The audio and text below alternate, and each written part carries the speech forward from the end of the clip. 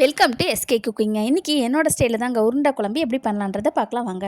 நான் வைக்கிற உருண்டை குழம்பு பார்த்திங்கன்னா, இப்போ ஒரு 6 பேர் சாப்பிட்ற அளவுக்கு நான் வைக்க போகிறேங்க.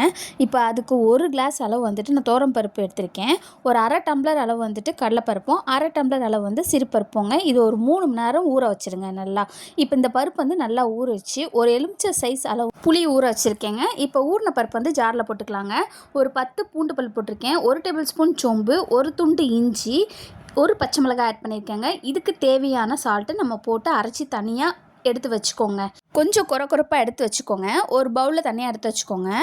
அதுக்கப்புறம் பார்த்திங்கன்னா ஒரு 2 பெரிய வெங்காயங்க சின்னதாக கட் பண்ணி இதில் நான் ஆட் பண்ணியிருக்கேங்க. ஒரு அரை கைப்பிடி அளவு வந்து கொத்தமல்லி நல்லா பொடிசாக அதுவும் வந்து கட் பண்ணி அதில் போட்டுக்கோங்க. ஏன்னா நம்ம உருண்டை பண்ணிக்கிறப்ப இந்த வெங்காயம் கொத்தமல்லி நல்லா வெந்து இருக்கும், ஆனால் தெரியாதுங்க.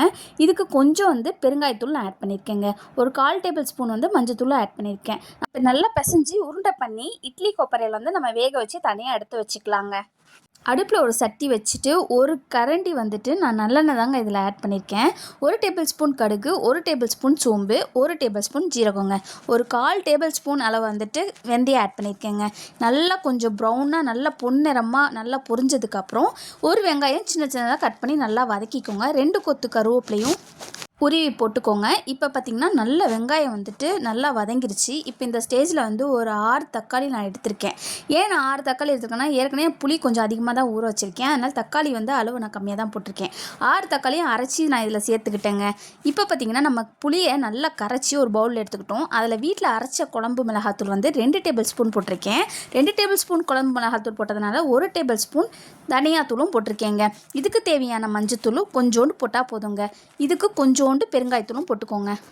நம்ம மீதி எடுத்து வச்சுருக்க கொத்தமல்லி அதில் ஆட் பண்ணி நல்லா கையை விட்டு நல்லா கரைச்சி நம்ம தக்காளி நல்லா வெங்காயம் எல்லாம் வதங்கியிருக்கு அதில் நம்ம இப்போ ஊற்றிடலாங்க. ஊற்றி வச்சுட்டு இதை மூடி போட்டு அப்படியே விட்டுருங்க. நல்லா கொதி வரட்டும். நான் பச்சை வாசனை எல்லாம் போட்டோம். அதுக்குள்ளே நம்ம இதுக்கு தேவையான மசாலா அரைச்சிட்டு வந்துடலாங்க. நான் தேங்காய் பத்தை எடுத்திருக்கேன். 2 சைஸ் அளவு தேங்காய் பத்தை எடுத்திருக்கேங்க. அதை கட் பண்ணி போட்டிருக்கேன்.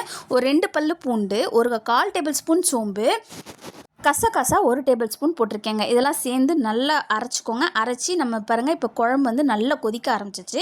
நம்ம அரைச்ச கலவையை இதில் சேர்த்துக்கலாங்க. இப்போ பார்த்திங்கன்னா நல்லா குழம்பு நல்லா கொதிக்குதுங்க. இந்த ஸ்டேஜில் நம்ம வேக வச்சுருக்க உருண்டையை ஒன்றா சிம்மில் வச்சு போடுவோங்க. போட்டதுக்கப்புறம் ஒரு 5 நிமிஷம் அப்படியே சிம்லேயே விட்டுருங்க. நல்லா குழம்பு வந்து கொதிக்கிறப்ப இந்த உருண்டையை போடுங்க. அப்போ தான் அந்த குழம்புல உள்ளே நல்லா இறங்கியிருக்கும். இப்போ 5 நிமிஷம் கழிச்சு எடுத்து பார்த்தா நம்மளோட குழம்பு உருண்டையாக சூப்பராக ரெடி ஆயிடுச்சுங்க. இந்த வீடியோ பிடிச்சினா லைக் பண்ணுங்கள், ஷேர் பண்ணுங்கள், கமெண்ட் பண்ணுங்கள், சப்ஸ்கிரைப் பண்ணுங்கள், கூடவே பெல் பட்டனை கிளிக் பண்ணுங்கள். பாய்.